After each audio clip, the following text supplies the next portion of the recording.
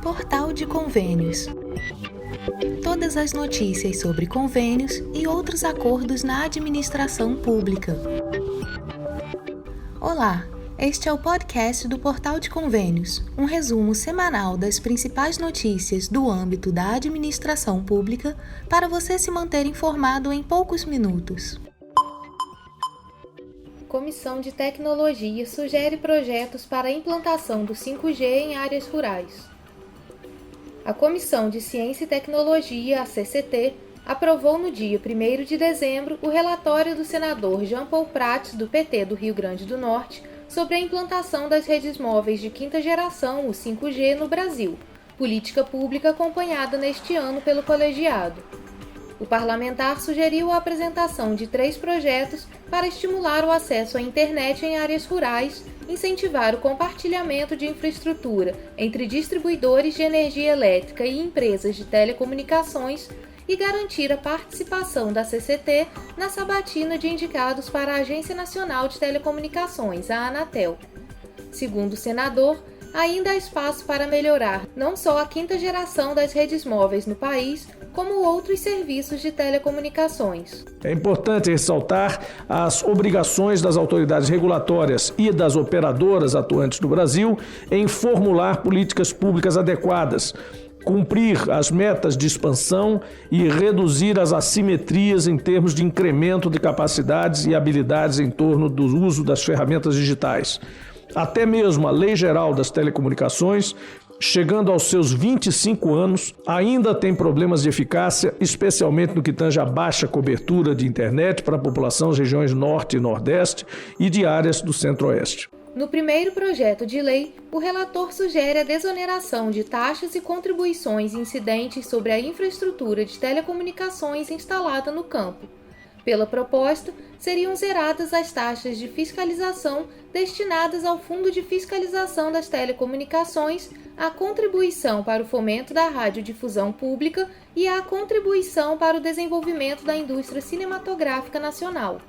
O benefício valeria apenas para estações rádio base e repetidoras do serviço móvel pessoal localizadas em áreas rurais. O segundo projeto de lei remunera as distribuidoras de energia pelo compartilhamento de infraestrutura com empresas de telecomunicações. De acordo com o relator, 45 milhões de postes poderiam ser usados simultaneamente pelos dois setores, com uma economia potencial de 13 bilhões de reais por ano. Pela proposta, as receitas auferidas com o compartilhamento de infraestrutura de suporte com o direito de passagem permaneceriam integralmente com as empresas cedentes. Não haveria, por exemplo, o repasse de percentual para garantir a redução do preço da tarifa de energia paga pelo consumidor final. Em contrapartida, o compartilhamento da infraestrutura seria obrigatório. A terceira proposta é um projeto de resolução para mudar o regimento interno do Senado. De acordo com a matéria, os indicados para compor o Conselho Diretor da Anatel não seriam mais sabatinados pela Comissão de Infraestrutura, mas sim pela CCT. Além das 3 sugestões legislativas, a CCT aprovou 2 indicações ao Poder Executivo. A primeira delas sugere a participação de um representante do Legislativo nas reuniões do Grupo de Acompanhamento do Custeio a Projetos de Conectividade de Escolas, o GAP. Vinculado à Anatel, o grupo tem representantes dos Ministérios das Comunicações e da Educação, além de empresas vencedoras da licitação na faixa de frequência de 26 GHz. Uma das atribuições do GAP é propor sugestões para a conexão de escolas públicas de educação básica. A segunda indicação ao Executivo diz respeito à ampliação da concorrência na licitação dos blocos nacionais, que na última rodada resultou em um ágio médio de 12%.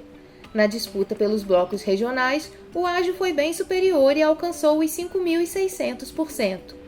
A sugestão do relator é de que a Anatel passe a adotar nas próximas licitações, quando possível, o método de leilão combinatório de múltiplas rodadas. Segundo Jean Paul Prats, esse modelo é utilizado para países como Estados Unidos, Reino Unido, Áustria, Austrália, Canadá, Dinamarca, Irlanda, Holanda e Suíça. No Brasil, o método adotado na implantação das redes 5G foi o leilão ascendente aberto com múltiplas rodadas. divulgados os estados e municípios com impedimentos no segundo ciclo das emendas especiais. O Ministério da Economia divulgou na última segunda-feira, 5 de dezembro, o relatório com impedimentos no segundo ciclo de emendas especiais de 2022. O comunicado número 47 de 2022 poderá ser o último do ano, a depender do andamento da PEC de transição no Congresso Nacional. Gestores de estados e municípios devem se atentar para os prazos, sob pena de perda da transferência especial que deverá ser aceita pelo Ministério da Economia e empenhada pela União até o último dia do ano. O comunicado torna pública a relação de emendas e planos de ação com impedimento técnico por não ter dado a ciência até 4/12 de 2022. No site do Portal Convênios, você confere a lista com todos os impedimentos. Acesse portalconvênios.com. Carteira de Identidade Nacional simplifica acesso às políticas sociais. Saiba como solicitar.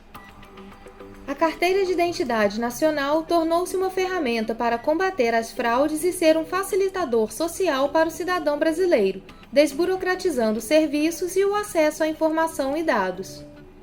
Criada em fevereiro de 2020 por decreto presidencial, a Carteira de Identidade Nacional promove uma grande evolução na rotina dos brasileiros. O documento simplifica serviços e facilita acesso às políticas sociais, além de permitir a verificação de informações seguras a partir de uma infraestrutura de dados mais eficiente e moderna. O diretor de programa da Secretaria Especial de Modernização do Estado, órgão responsável pela implantação do certificado, Eduardo Lacerda, lembra como era o cenário da rotina dos brasileiros antes da Carteira de Identidade Nacional. O RG anterior, ele era muito frágil, ele era muito fácil de ser fraudado. E a gente não tinha um padrão digital desse documento. Isso tudo levou o Brasil a ter um sistema de identificação muito caótico, na qual muitas fraudes ocorriam e cada segmento desse país, seja público ou privado, ele tinha que gastar muito. Além de oficializar o CPF como número nacional de identificação, a Carteira de Identidade Nacional tem outras características funcionais.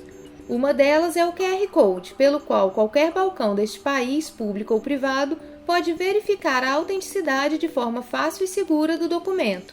Isso possibilita, por exemplo, que o cidadão brasileiro tire 27 documentos de identificação em cada estado do país e no Distrito Federal. A Carteira de Identidade Nacional também é um documento de viagem que reflete todas as normas da Organização de Aviação Civil Internacional. Eduardo Lacerda comenta. O governo federal construiu uma infraestrutura de verificação biográfica e biométrica para que todos os institutos de identificação possam conferir os dados do cidadão. As regras de preenchimento da Carteira de Identidade Nacional foram publicadas em setembro pela Câmara Executiva Federal de Identificação do Cidadão, a CEFIC. Assim, de acordo com o Regulamento número 9, de 29 de setembro de 2022, é obrigatório o documento conter o nome do estado de emissão e da Secretaria de Segurança Pública, a conhecida sigla SSP. No documento deve constar também o nome do cidadão e o nome social, se houver, além de dados como CPF, sexo, data de nascimento, nacionalidade, naturalidade e validade. Segundo a resolução, a carteira precisa registrar ainda a assinatura do titular, opcional em caso de analfabetismo, deficiência ou perda de função momentânea. Deve constar ainda nome da mãe, nome do pai, órgão expedidor, local e emissão. O código estadual deve estar abaixo do QR Code e tem por objetivo definir o posto de identificação para fins de logística das carteiras de identidade nacionais. Aos 52 anos, a enfermeira Maristela dos Santos Francisco de Jesus não perdeu tempo e já trocou sua RG antiga pela nova Carteira Nacional de Identidade. Segundo a profissional de saúde, a carteira é uma mão na roda por ser mais completa e prática. Fiz, a nova carteira porque ela reúne todos os dados em um documento só. Não precisa andar com um monte de documento para mostrar que facilita demais. O governo federal acredita que a atualização deste documento tem como questão central dois motivos: o combate à fraude e a desburocratização da vida civil do cidadão brasileiro. A ideia é que, até março de 2023, todos os institutos de identificação brasileiros estejam dentro do novo Sistema de Identificação Nacional. A emissão da Carteira de Identidade Nacional começou a ser realizada em julho de 2022 em diversos estados da União. Nesse primeiro momento, somente serão emitidas as novas identidades para cidadãos que estiverem com as informações no CPF de acordo com suas certidões atualizadas. Cidadãos que não possuírem ou estiverem com as informações incorretas no CPF poderão recorrer aos canais de atendimento à distância da Receita Federal para resolver sua situação. Concefaz orienta estados a subir ICMS em 2023 para manter financiamento dos serviços públicos. O Concefaz, o Comitê Nacional de Secretários de Fazenda dos Estados e do Distrito Federal, divulgou uma pesquisa que calcula a alíquota modal hipotética, alíquota padrão ou geral, para que os estados tenham as mesmas capacidades fiscais em prestar os serviços públicos essenciais às suas populações nos níveis que vinham antes dos recentes ataques às bases de incidência do ICMS. Esse ano foram aprovadas as LC 192 de 2022 e LC 194 de 2022, leis que promovem reduções estruturais nos orçamentos estaduais e municipais, retirando por exercício fiscal mais de 124 bilhões de reais de arrecadação do ICMS. São recursos fundamentais para manter o funcionamento de seus serviços públicos e, sem medidas de reequilíbrio fiscal, os entes subnacionais enfrentarão um cenário preocupante a partir de 2023. No agregado de 18 dos 20 estados pesquisados, a arrecadação das Blue Chips, combustíveis, energia elétrica e comunicação, caiu de 17 bilhões para 10 bilhões nos primeiros meses de aplicação da essencialidade a esse segmento. Em relação ao total do ICMS arrecadado pelos estados pesquisados, a energia elétrica passou a corresponder a 7% da arrecadação e comunicação a 2%. Gasolina corresponde a 6% da arrecadação e etanol a 0,7%. O diesel passou a responder por 5,6% da arrecadação e os demais combustíveis a 3,4%. Quanto à alíquota modal do ICMS, no conjunto temos as Blue Chips correspondendo a 25% em média da arrecadação total, dos quais 15,3% estão submetidos a modal e 9,7% não. Dos 75% restantes, 19% do total da arrecadação é atrelada a modal e 66% do total não é. Ou seja, o dimensionamento de nova alíquota modal do ICMS possibilita neutralizar as impactantes reduções aos orçamentos estaduais, possibilitando que a população usufrua dos mesmos recursos e investimentos em prol do seu bem-estar social, sem que haja aumento de carga tributária bruta. André Horta, diretor institucional do Concefaz, explicou que submetidas a modal temos, portanto, algo próximo a 34,3% da arrecadação total, em média, dos estados pesquisados. Apenas 1/3 da arrecadação, aproximadamente, é sensibilizado pela alíquota. Segundo ele, isso é um dado relevante.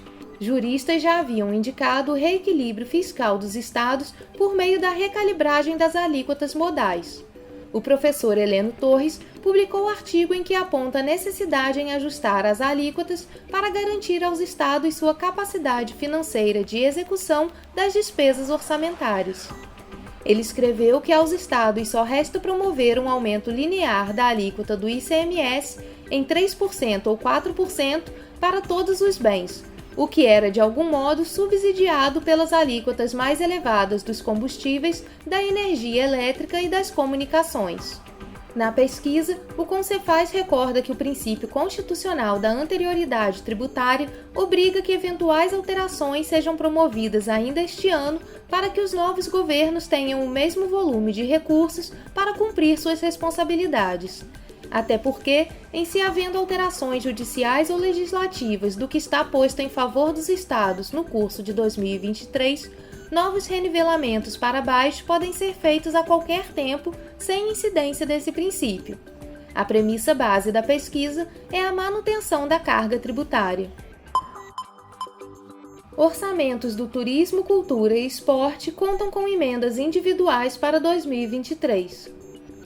O relator setorial de Turismo e Cultura do orçamento de 2023, o senador Irajá, do PSD do Tocantins, disse em seu parecer que a proposta para o ano que vem é 6,3% menor que a de 2022, chegando a 2,3 bilhões de reais. Mas como tem acontecido todos os anos, o relator contou com 235 emendas individuais no valor de 144 milhões de reais e 133 milhões em emendas de bancadas estaduais. Ele também pode atender emendas coletivas com 34,8 milhões destinados pelo relatório preliminar do orçamento. Foi priorizada emenda da Comissão de Cultura da Câmara dos Deputados para implantação das pracinhas da cultura, que são equipamentos públicos para a promoção da cultura e do lazer. Irajá explicou que elas integram em um mesmo espaço programas e ações culturais, práticas esportivas e de lazer, formação e qualificação para o mercado de trabalho, serviços assistenciais, além de políticas de prevenção à violência e de inclusão digital. Os números devem mudar caso seja aprovada a emenda constitucional que busca retirar a despesa com o Auxílio Brasil do teto de gastos do governo. Os números do relatório setorial de Cidadania e Esporte somam 198,7 bilhões de reais, um dos maiores do governo. 105,7 bilhões estão alocados para o pagamento de um Auxílio Brasil de R$ 400 e outros 87,9 bilhões estão destinados a benefícios assistenciais, como o benefício de prestação continuada. O relator setorial, senador Plínio Valério, do PSDB do Amazonas, pôde recompor as dotações para a área de esporte, que teve uma queda de 78,4% em relação ao autorizado para 2022, chegando a 193,9 milhões de reais. Foram aprovadas 640 emendas individuais no valor de 543 milhões. O senador solicitou ao relator-geral, senador Marcelo Castro, do MDB do Piauí, que recomponha dotações para o acesso à água na zona rural, que passou de 61,2 milhões em 2022 para 2,3 milhões apenas em 2023. Também o apoio à agricultura familiar passou de 101,7 milhões para 2,7 milhões. No site do Portal Convênios, você confere o cronograma de votação do orçamento de 2023. Acesse portalconvênios.com.